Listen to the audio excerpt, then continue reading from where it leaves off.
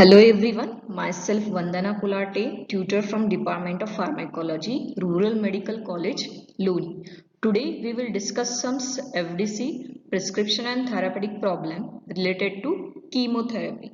Okay, before starting practical, I would like to give you some instructions. That is, you have to copy the therapeutic problems and prescription in your journals, and if you have not carried your journals with you, then you have to write it on a blank A4 size paper in such a way that it can be pasted in your journals after returning to the college.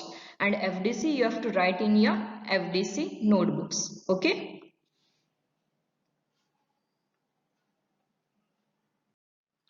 Today we will discuss about the FDC's prescription and therapeutic problem related to chemotherapy. So my first topic is sulfonamides. Okay, penicillin is already completed by Tambe ma'am. Okay, so we will discuss about sulfonamides, which is already taken in your theory lectures, and then we will start to the prescriptions and FDCs. Now we will see some prescription related to sulfonamides. Sulfonamide are the antimicrobial compounds containing sulfamido group. This group is also present in other antimicrobial compounds like the antidiabetic drugs, that is sulfonylureas, diuretics like thiazide, and other congeners like furosemide and acetazolamide, and anticonvulsant, that is sulthione. Now we will see the classification of sulfonamides, that is short acting, intermediate acting, long acting, and some special purpose sulfonamides. Short acting are sulfadiazine, sulfamethoxazole. Intermediate acting are sulfamethoxazole, sulfamoxazole. Longer acting are sulfadoxine, sulfamethoxyrazine, and some special purpose sulfonamides, that is sulfasalazine, which is used in ulcerative colitis, silver sulfadiazine, and sulfacetamide, which are used in burn patients, and also one more group, that is mefenate.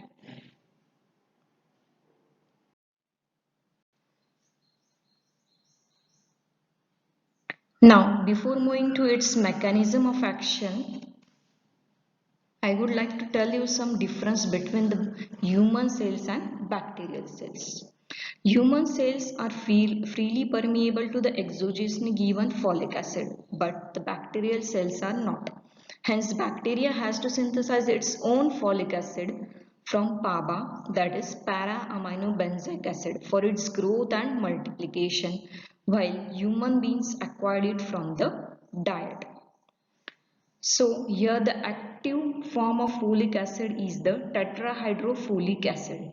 See over here, this is the tetrahydrofolic acid, which is the active form and which is an important coenzyme responsible for the synthesis of bacterial proteins, bacterial RNA and DNA. Okay, see over here the bacterial folate synthesis, how it takes place, that is pteridine and PABA combined to form dihydrofolic acid with the help of folic acid synthetase.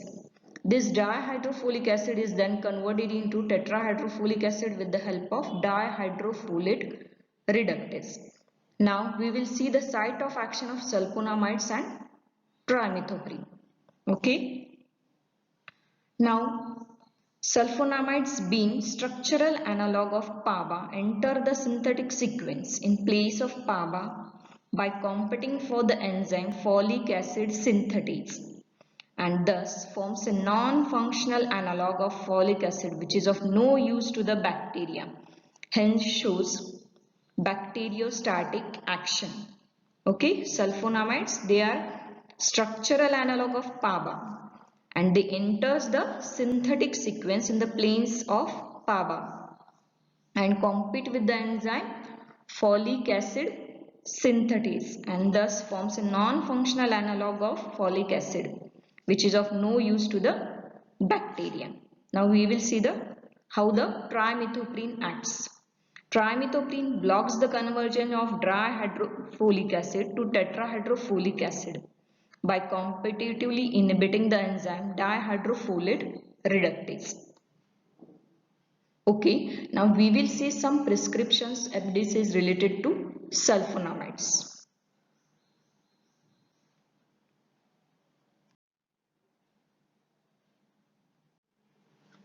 Now, before moving towards FDC, I would like to tell you some aspects of rationality of FDC. So the first one is the drug in the combination should act by different mechanism, means the two drugs which we are combined should have different mechanism. The pharmacokinetic must not be widely different. The combination should not have supraadditive toxicity of the ingredients. Okay. Now, this is one is the WHO approved FDC, that is cotrimoxazole, which is available in the combination sulfamethoxazole 80 mg plus trimethoprim 400 mg. Dose ratio is 5:1. Dose 2 tablet twice daily BD for 10 to 40 days for the management of most of the infections. A double strength formulation of trimethoprim, that is 160 mg plus sulfamethoxazole 800 mg is also available. Rationale: sulfamethoxazole, we have seen the mechanism that it inhibits the folate synthetase enzyme. Trimethoprim, it inhibits trihydrofolate reductase. The combination produces a sequential block in bacterial folate metabolism. Individually, both sulfamethoxazole and trimethoprim are bacteriostatic if they are given individually, but the combination becomes bactericidal against most organisms when they are given in combinations. Amongst the sulfonamides, sulfamethoxazole is preferred because it has a T half is equal to 10 hours, same as that of trimethoprim. Indications: we can use it in lower urinary tract infections, bacterial dysentery and diarrhea, prophylaxis and treatment of Pneumocystis carinii infections, and also in respiratory tract infections. Our next FDC is sulfadoxine and pyrimethamine. Sulfadoxine 500 mg or 1000 mg, pyrimethamine 25 or 50 mg. Rationale: sulfadoxine emit folate synthetase enzyme, pyrimethamine inhibits dihydrofolate reductase enzyme. Same mechanism of action as that of trimethoprim, which we have seen earlier. The combination produces a sequential block in the bacterial folate metabolism. Individually, both sulfadoxine and pyrimethamine are bacteristatic, but the combination becomes bactericidal, especially against P. falciparum when these both are given in combination. Advantage of this combination: both the components are slowly acting sesonticidal, but combination acts faster, hence used as clinical curative, particularly for P. falciparum. Development of resistance is retarded. Indication: chloroquine resistance malaria. Sulfadoxine 1500 mg plus pyrimethamine 75 mg single dose in combination with artesunate plus dose of 100 mg BD for 3 days, which is recommended for chloroquine resistance malaria. Prophylaxis of malaria: one tablet is given once a week, though not commonly advised because of risk of Stevens-Jones syndrome. Next, toxoplasmosis in immunocompromised patient. Now we will discuss some drug therapy for urinary tract infections. We'll see the goals for the treatment of urinary tract infection. The first one is to eradicate the infecting organism. Next, to provide symptomatic relief by altering the pH of urine and or giving phenazopyridine. Phenazopyridine, it is nothing but a azo dye used in a dose of 200 mg TDS to relieve pain, burning, urgency and frequency associated with lower urinary tract infection. It does not act as an antiseptic, urinary antiseptic, but can give symptomatic relief. The drug colors the urine red or orange and can be used for staining the clothes. It is a azo dye, phenazopyridine. Next point is to prevent and treat recurrence. Fourth one, to identify and treat predisposing factors.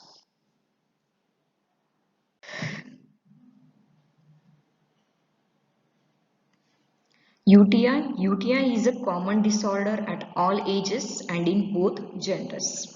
A healthy and normal urinary tract is generally resistant to infection. However, for anatomical reasons, the female lower urinary tract is more susceptible to infections. Now we will see the general principles of UTI therapy. In acute cases, an appropriate drug may be started as soon as the urine is collected for bacteriological examinations. When the results of drug sensitivity of the pathogen grown are available, another drug may be substituted for the first one if necessary. Otherwise, we can continue the drug. In chronic cases, mixed infection is more likely and concomitant renal failure may modify drug therapy. In such cases, there is no desperate hurry to start treatment before the case is thoroughly investigated.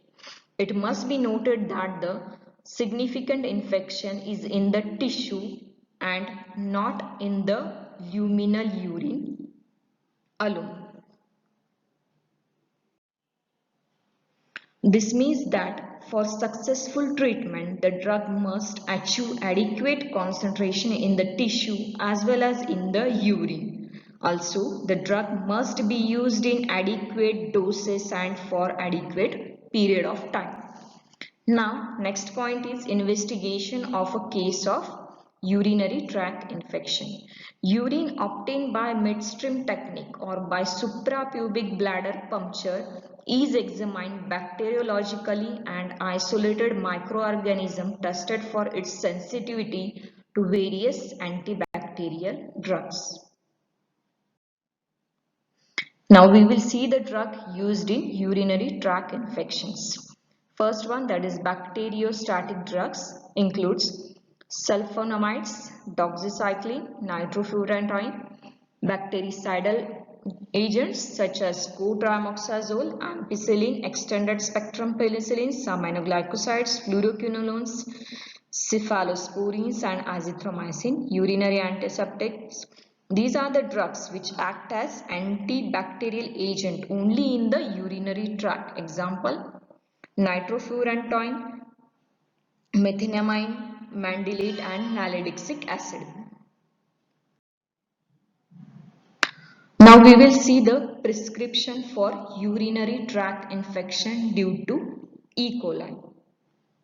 Among bacteria causing UTIs, E. coli is considered as the most predominant cause of both community and nosocomial UTIs.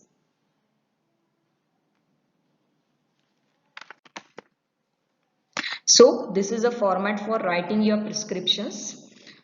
So first we will see what is a prescription. Prescription is a written order of a physician or a surgeon or a dentist or any registered medical practitioner to the pharmacist, including all necessary information regarding preparing and dispensing of the medicament according to the present need of the patient. It also includes the instructions to the patients regarding the dose, its frequency, time, manner and the duration of administration of a preparation. Now you have already studied how to write a prescription. This is just a format. Superscription, which includes doctor's name, address, dates, then patient details, inscription. Superscription, that is instructions given to the pharmacist. Transcription, instruction given to the patient, and last you have to do your sign and you have to write your registration number. Now we will see the prescription for urinary tract infection due to E. coli. Okay. So the drugs given are tab norfloxacin 400 mg BD for 7 days in complicated cases and for 3 days in mild cases. Then paracetamol 400 mg BD till fever subsides. Alkaline mixture 2 teaspoon TDS for 5 days. Plenty of oral fluid and follow up after 3 days is required. Now norfloxacin, you have already studied in your theory lecture what is norfloxacin and it belongs to which class. Norfloxacin, it is the fluoroquinolone, first generation fluoroquinolones, okay, and it is a drug of choice for urinary tract infections. Other drugs are also available, but we preferred for fluoroquinolone as it get more concentrated in urine. So norfloxacin, it is a first generation fluoroquinolone having excellent activity against most of the gram-negative organisms such as E. coli, Klebsiella, Salmonella, Shigella, Protease, Neisseria gonorrhoeae, Neisseria meningitis and Haemophilus influenzae. Now this norfloxacin, it is already taught in your lectures by Dr. Rahul Kunkulo that it has a dual mechanisms. Okay, fluoroquinolones, it enters the bacterial cell by passive diffusion through porine channels. Now, in intracellularly in gram-negative bacteria, what it does, particularly in gram-negative bacteria, these drugs inhibit the enzyme DNA gyrase, also called as topoisomerase 2, and thus prevent replication of bacterial DNA during bacterial growth and reproduction. Remember, in gram-negative bacteria, it inhibits topoisomerase 2, and in gram-positive bacteria, these drugs inhibit topoisomerase 4 and thus interfere with the separation of replicated chromosomal DNA into the respective daughter cell during cell division. Okay, paracetamol, it is used in UTI as an antipyretic drug in a dose of 500 mg BD. Okay, till fever subsides. Now, why alkaline mixtures are added? Okay, the basis of adding alkaline mixture is that the growth of E. coli is optimum at pH 5 to 6, that is at acidic pH, and is inhibited at pH more than 7.5 and shows optimal antibacterial activities. Alkalization of urine also helps to reduce irritation of the urinary tract. Okay, alkalization, if we are to give an alkalinizer, we can give sodium bicarbonate, sodium citrate or potassium citrate half teaspoon for 4 to 6 times a day with adequate or plenty of oral fluids.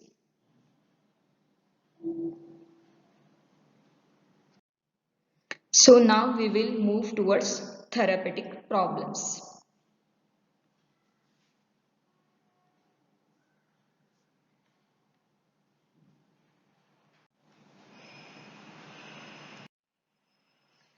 So in your journal, it is a therapeutic problem number 17. I will read it. Mr. Nand Kumar was diagnosed as a case of lower urinary tract infection.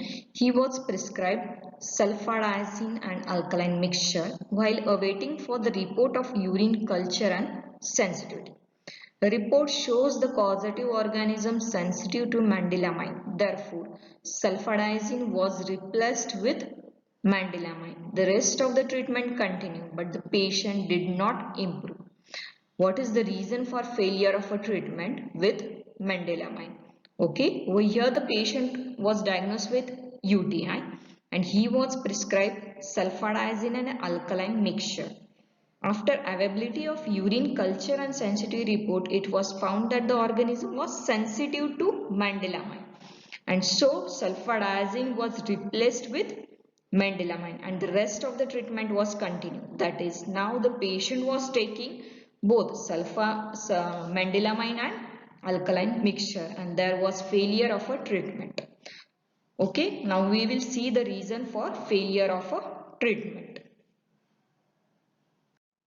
So answer for this therapeutic problem is Mandelamine is a mixture of methenamine and mandelic acid which has antibacterial properties.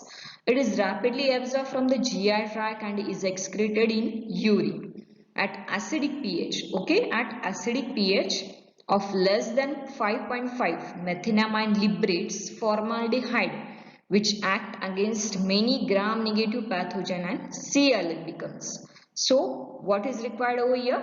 Acidic pH, okay, for methylamine to liberate formaldehyde. Then and then only it can show its action.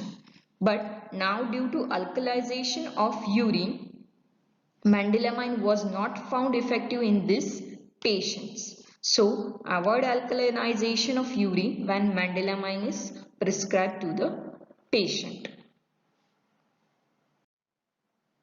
Now our next prescription is acute bacillary dysentery. Okay, bacillary dysentery is an acute bacterial disease involving the large and small intestine caused by bacteria called as Shigella.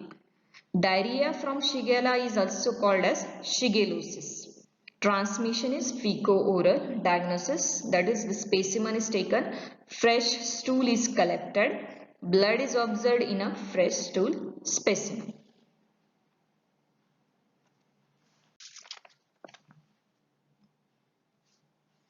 Pathophysiology. The spread is through contaminated food and water by infected feces. Bacteria Shigella enters the gut, grows in small intestine, spreads to the colon, inflames the epithelium, mucosa cells and produce or secretes the toxins. Break through the colon wall, then it break through the colon wall and necrose the epithelial cell, causing hemorrhage, more mucus, purulent at the epithelial surface. At the end, it ulcers the colon. Acute bacillary dysentery. Here, the drug of choice we can use ciprofloxacin. Ciprofloxacin, it is a first generation fluoroquinolones which is active against most of the gram negative organisms including Shigella. Okay, along with Cipro, dicyclomine is given. Okay, tab Cipro 500 mg BD for 7 days. Dicyclomine, it is a anticholinergic drugs which relieves spasm. Okay, also along with ORS powder is given in mild dehydration and IV fluids in severe dehydration is given. Okay, if there is severe dehydration, IV fluids by hospitalizing the patient.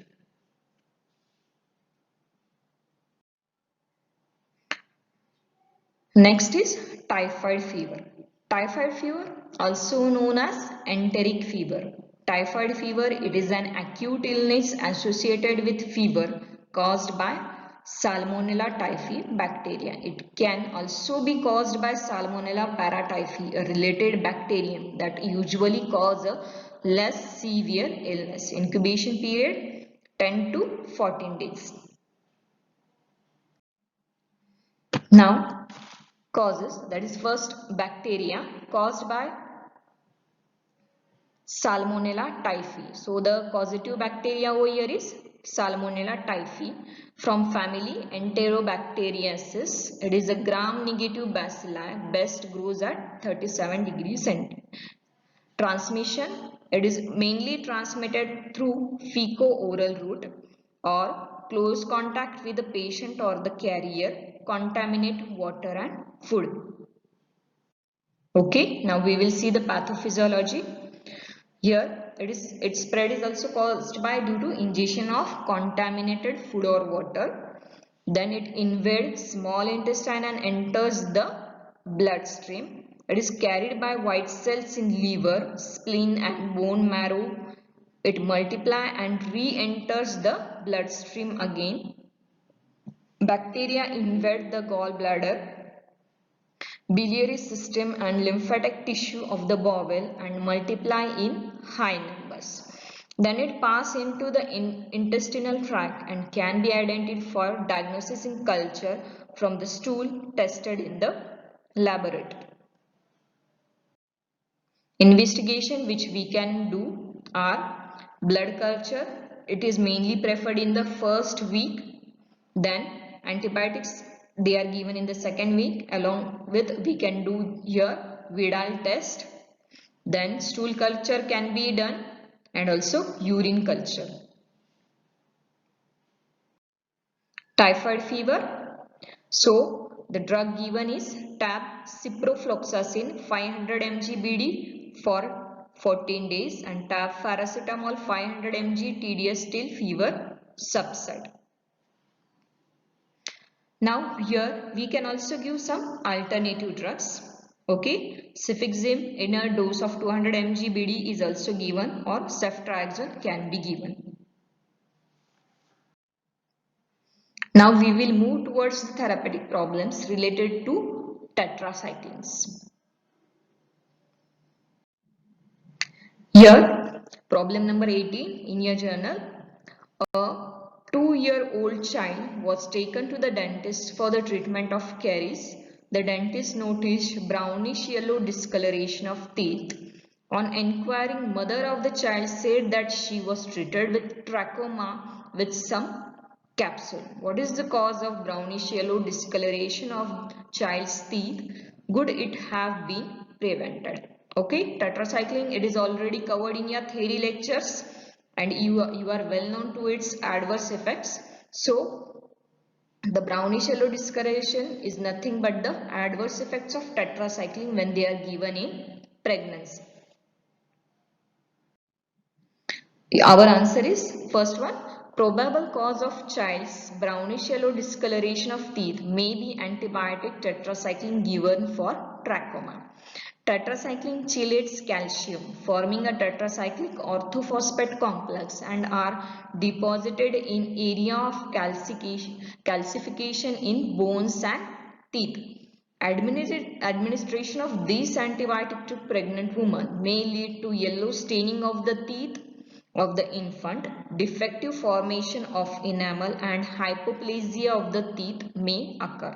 Okay, so we have to avoid tetracycline during pregnancy. Avoid use of tetracycline during pregnancy and use safer drugs from macrolide class like erythromycin, azithromycin, which are effective against chlamydia trachomatis. Okay, we will move towards our next therapeutic problem, problem number 19. An 18-year-old lady was suffering from acne. She was prescribed capsule tetracycline 250 mg QID for 10 days and then one capsule BD for further 15 days. Her acne disappeared, but the day she completed her treatment, she developed severe diarrhea and high fever. Laboratory investigation showed leukocytosis. Stool examination showed blood and large number of polymorphonuclear leukocytes and presence of Staphylococcus. What is the cause and what line of action will you take? Okay. All of you know tetracycline, it is a broad spectrum antibiotic active against number of gram-positive and gram-negative organism. It is one of its uses acne. It is used in acne vulgaris. Adverse effects: allergic skin rash. It can cause allergic skin rash, photosensitivity, nausea, vomiting, epigastric distress, and most important, if it is given for a longer duration of time, it can cause super infections also. So coming towards our answer, prolonged administration of tetracycline causes suppression of the normal intestinal flora, which may result in super infection. Okay, it can cause suppression of normal intestinal flora, which may result in super infection, which may cause diarrhea and presence of blood in stool. So immediate stoppage of tetracycline, institution of anti-staphylococcal therapy, and correction of dehydration and electrolyte imbalance are recommended. Now we can start ampicillin 500 mg BD till symptoms subside for restoration of normal bacteria flora. Start probiotics. Okay, our next prescription, that is, sorry, therapeutic problem, that is problem number 9 in your journal. Mrs. Thomas, age 49 years, had renal failure. She found it difficult to stick to salt and protein restriction diet. She developed a chest infection and come to hospital, breathlessness, coughing up purulent sputum, and was edematous. Her blood urea was raised. The registrar on duty treated the infection with minocycline and the edema with furosemide. After a week, patient condition improved, but she complained of deafness. Comment on the choice of antibiotic and diuretic. What alternative you will give? Okay, we will see our answer. So what was given over here? Minocycline along with furosemide. Now, minocycline induces vestibular toxicity, vertigo, ataxia because of its accumulation in lipid-rich cell of inner ear, and furosemide is also a ototoxic drugs. Furosemide, all of you know, it is a diuretic. Due to use of both drug in combination in renal failure patient, ototoxicity develop which result in deafness. Okay. Why deafness? Because these both the drugs are ototoxic and they are given in combination. Means both the drugs are prescribed by the registrar. To treat this infection among tetracycline, doxycycline can be used because it is safer in renal failure, and unlike minocycline, it does not produce ototoxicity. Hence, can be combined with furosemide. Amoxicillin is another alternative to doxycycline.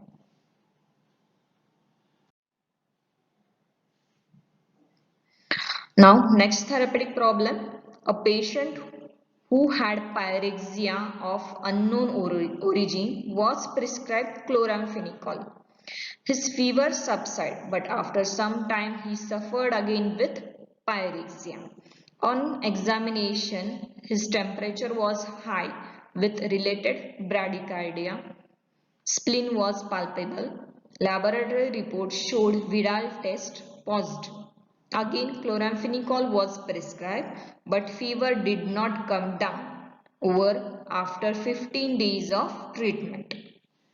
What would be the cause of failure of treatment? How will you manage the case? Okay. So the answer is lab reports and clinical examination confirms that the patient was suffering from typhoid fever. Now, the reason for the failure of treatment may be the patient develop relapse due to inadequate treatment or due to the drug resistance to Salmonella typhi strains. Okay, now we have to discontinue chloramphenicol and we have to start the given below drugs, that is tab ciprofloxacin 750 mg BD for 10 days, or we can give tab cefixime 200 mg BD for 7 days, or injection ceftriaxone 2 gram IV every 12 hourly, then 2 gram IV daily for 2 days. Generally 4-5 days treatment is required. Okay, moving to our next therapeutic problem. A patient is having urinary tract infection. Antibiotic sensitivity test shows E. coli is sensitive to streptomycin, gentamicin, ampicillin and nalidixic acid. Streptomycin 1 gram BD and ammonium chloride 1 milligram TDS was prescribed for 7 days. The patient come back without relief. What is the cause of failure of treatment in this patient? How will you manage this case? Okay. So over here what the patient was taking? Streptomycin along with ammonium chloride. Okay. So here the failure is mainly related to the pH.